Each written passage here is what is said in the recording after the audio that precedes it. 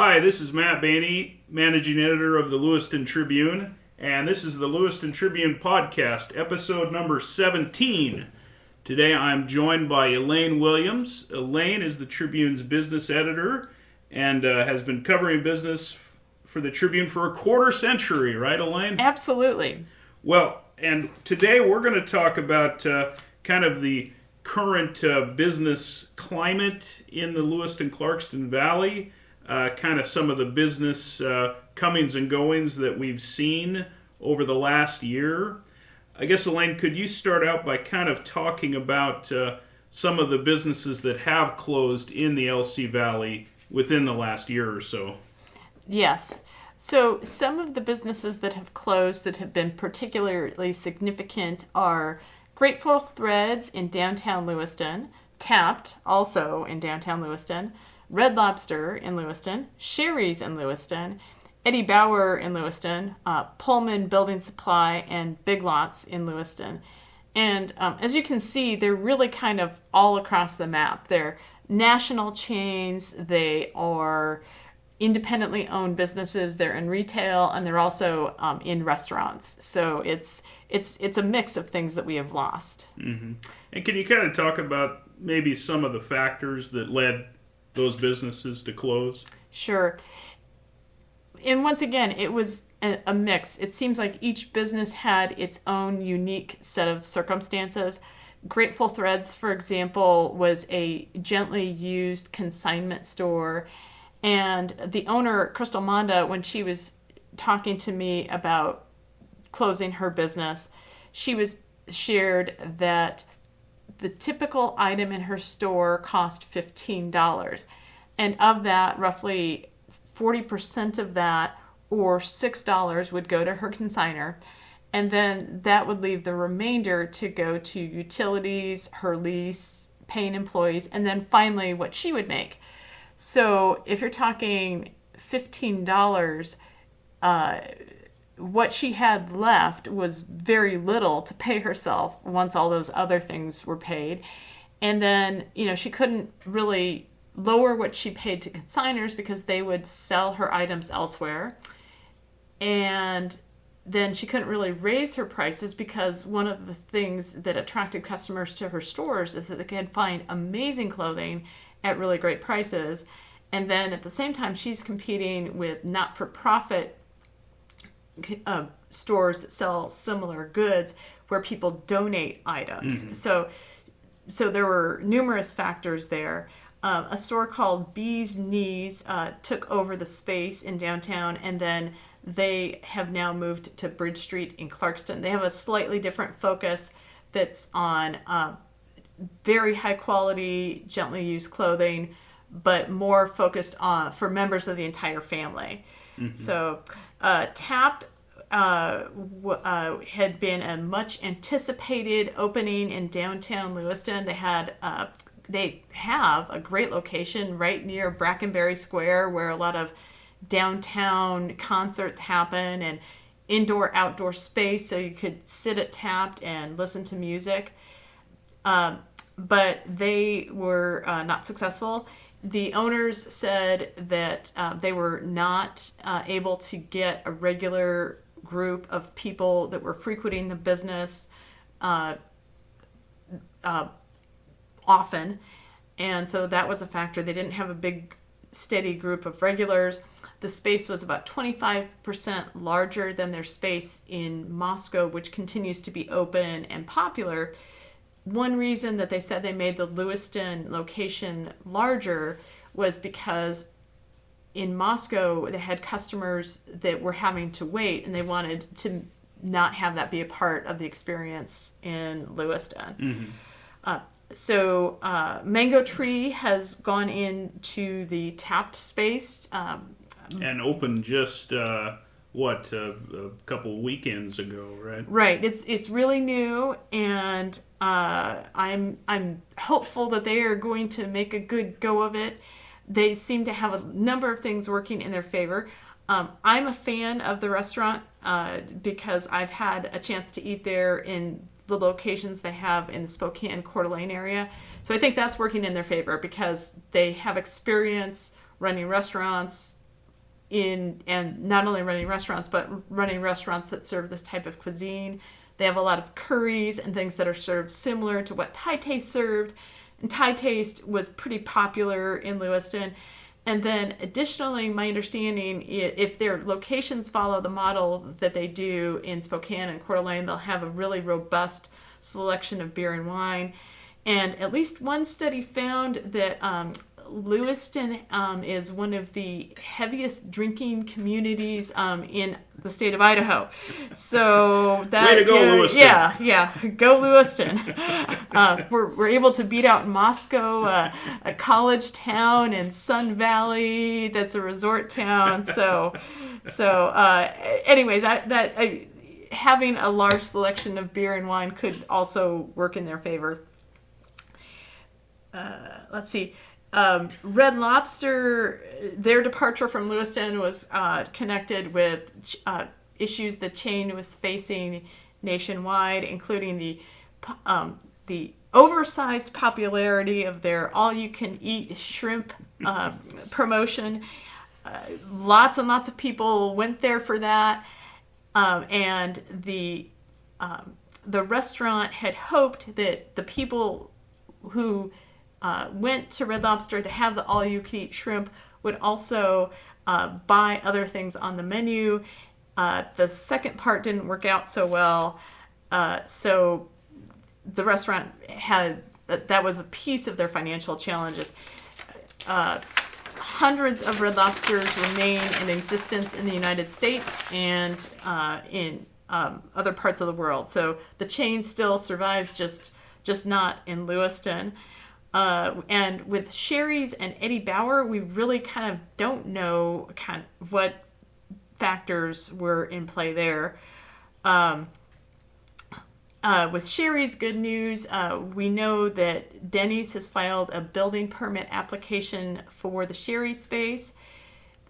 I think Denny's has the potential to be a really good fit for the area because they sell delicious food at fair prices, big portions, and then they have a tendency to have long hours. And at this stage, Lewiston doesn't really have a long hours restaurant, so I think that's going to be a good fit.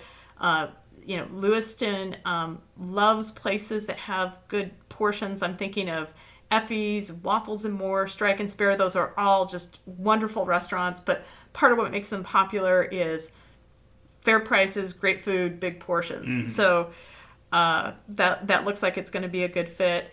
One thing that's happening right now with Eddie Bauer that is really interesting, news breaking almost as we speak, is that the company that owns Eddie Bauer is merging with JCPenney, and JCPenney, we all remember, left Lewiston during COVID. And the company that owns Eddie Bauer also owns brands such as Forever 21, Brooks Brothers, and Aeropostale. So it's going to just be interesting to see how that develops because we have two retailers who are no longer here, and they're now merging. So, mm-hmm. And they're all kind of brands that people are familiar with because they're staples of malls in Lewiston and elsewhere. Mm-hmm. Okay, and then Pullman Building Supply, mm-hmm. Once again, different factors. Locally owned company. They still have their location in Moscow called Moscow Building Supply. So thankfully, people can still go there to buy the goods and services that Pullman Building Supply had. They closed trying to restructure themselves to be ready when Home Depot opens this year in Moscow. Number of factors there. One of the things that Pullman Building Supply owners said was that the construction of apartments in Pullman had slowed with a declining enrollment at Washington State University. And then additionally, some of the housing that was being built in Pullman was being constructed by companies from outside the area, and they had suppliers that were outside the area, so they were getting less of the business that was available from the housing that was being built.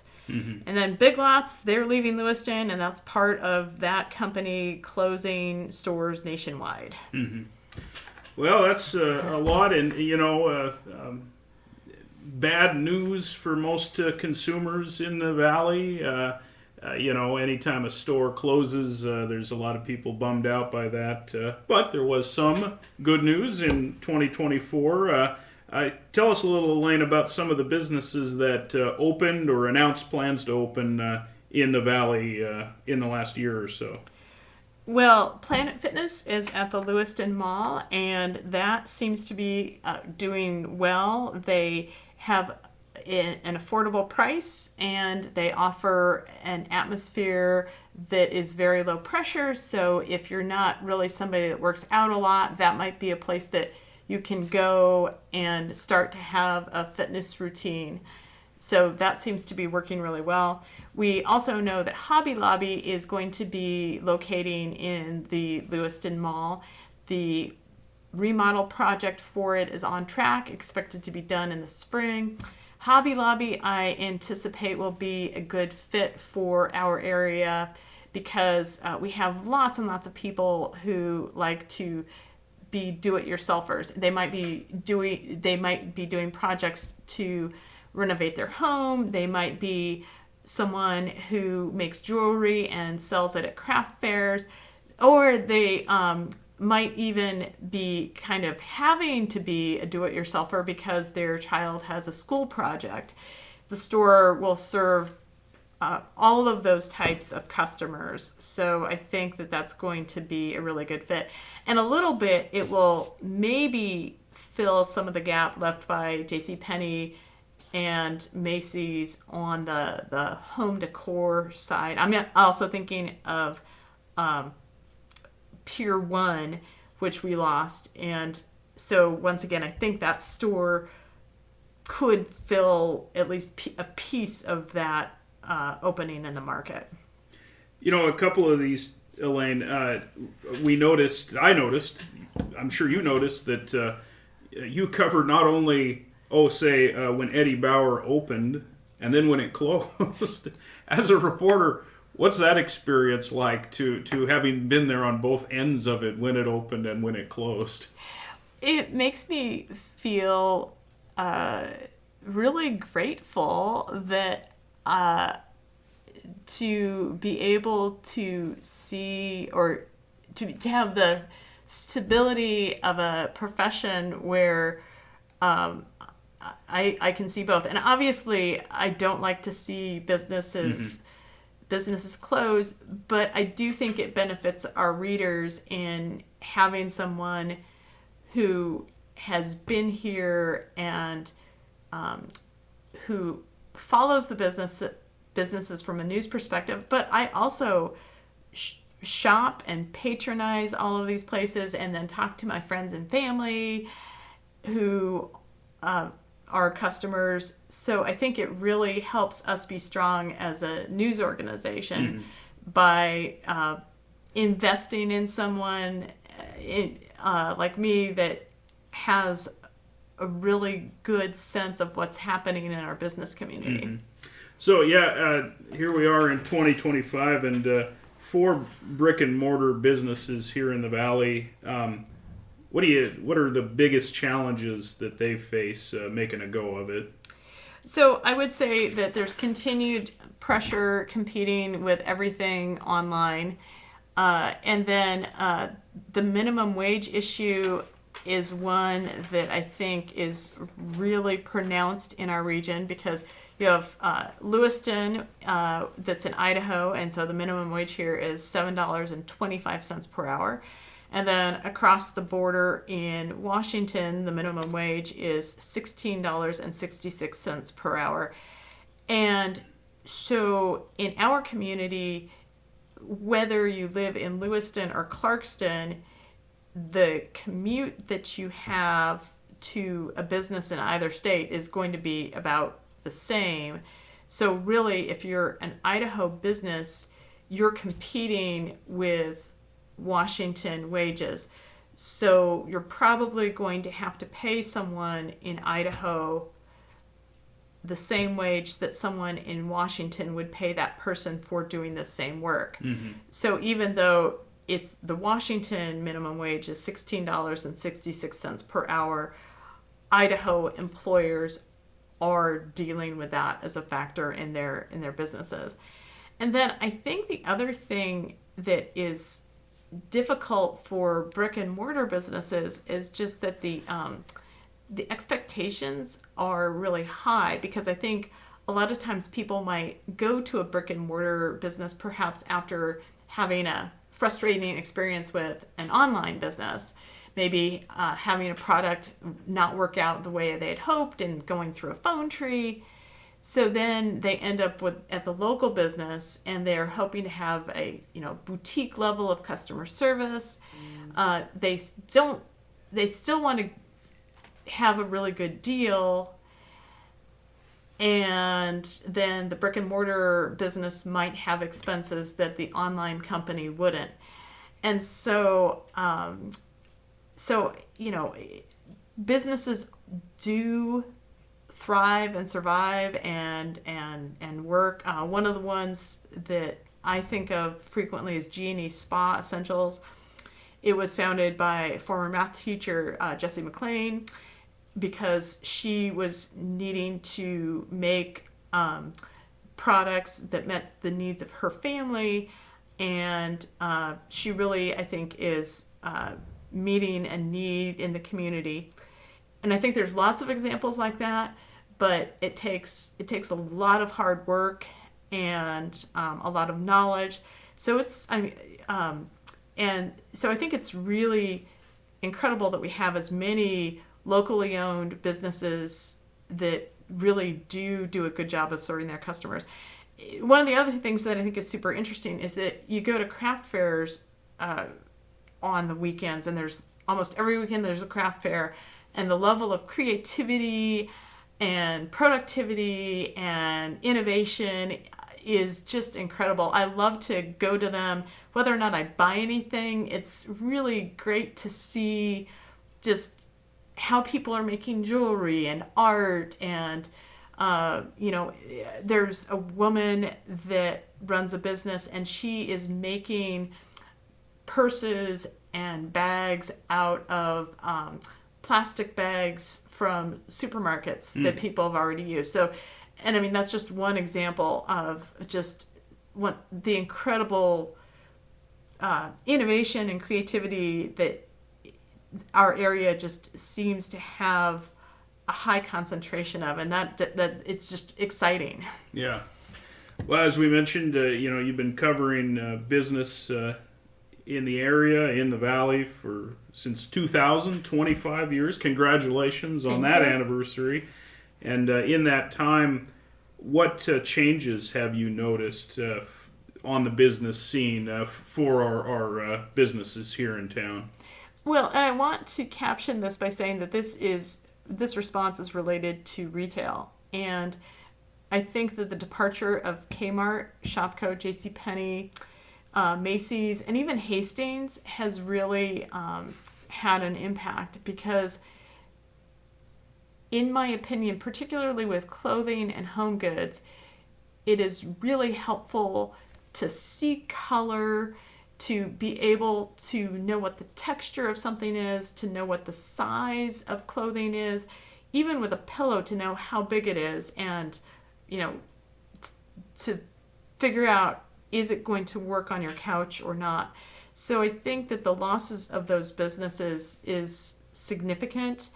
And I think that the fact that the Kmart building and the Shopko building are still empty, it creates a sense of reduced prosperity on a main street, which it would just be better if those spaces were filled. And filling those spaces is much harder than you would think, because the infrastructure that you need for a retail store in terms of electricity and plumbing and even things like fire protection, the requirements for a retail business fall into a particular category. And then the requirements for, say, like an environmentally friendly light manufacturer, they're going to need something different. And even you see with retailers, often chains have specific requirements. And so even if you're taking a space that has been one retailer and changing it to a space for another retailer, that new retailer might start from scratch. Yeah. So once again, filling those spaces is complicated. Yeah. Looking at the business scene here in the Valley, just in your estimation, what sort of business is the Valley most in need of, or is there a certain type of business you think would thrive here in town? I go back to home decor, clothing, shoes, items that it helps to see in person before you buy them. So I would say that. And personally, I'd love to see a bookstore, because there's the experience of being in a bookstore and looking at a book before you buy it, and the feeling of books. I remember I think it was Book and Game at the Lewiston Mall many years ago, and books too is along those lines. And so, but it would be great to have a retailer come in and fill that Book and Game or Hastings space, but that's just sort of a personal interest of mine. And people in the Lewiston-Clarkston Valley, they love restaurants, so more restaurants always seems to be better. Elaine and I often joke about perhaps the most popular story we could ever write would be Olive Garden coming to the Valley. Absolutely. That I know, of course, and I'm sure listeners have heard this too, that perhaps no other business has been talked about more than Olive Garden coming to town, but alas, it hasn't happened yet.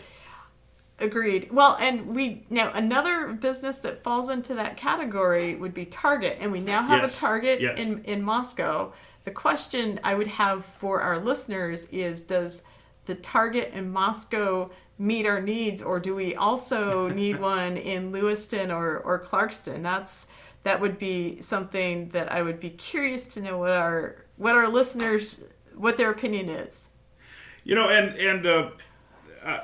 Of course, this is a plea that our publisher Nathan Alford often makes in the pages of the paper.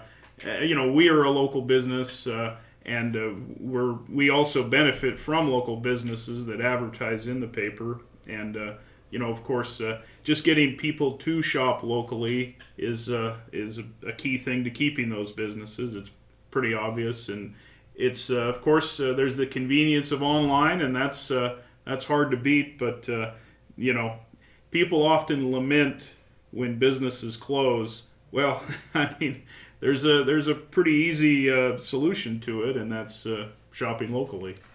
Yes, and I think it's worth, to build on what Matt just said, I think it's worth exploring local businesses. One of my favorite local businesses, and I have many, is Book People in Moscow, and they have an incredibly robust online site. And if they don't have what you need, you get to talk to a real person, and they can help you out. So one of the things that I try to do if I need a book is I go to their website first, because it's super convenient. So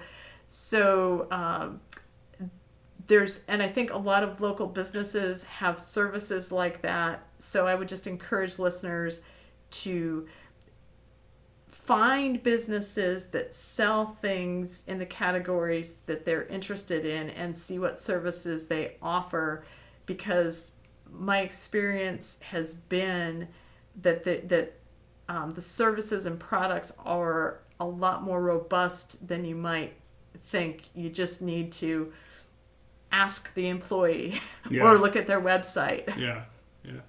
Well, Elaine, thank you. Thanks for your insight. And, of course, you can follow all of Elaine's coverage in the paper Elaine has a great business newsletter that goes out every Monday, so you can subscribe to that too. And thanks for listening to this edition of the Lewiston Tribune podcast. We'll be back next week with another topic. Bye-bye.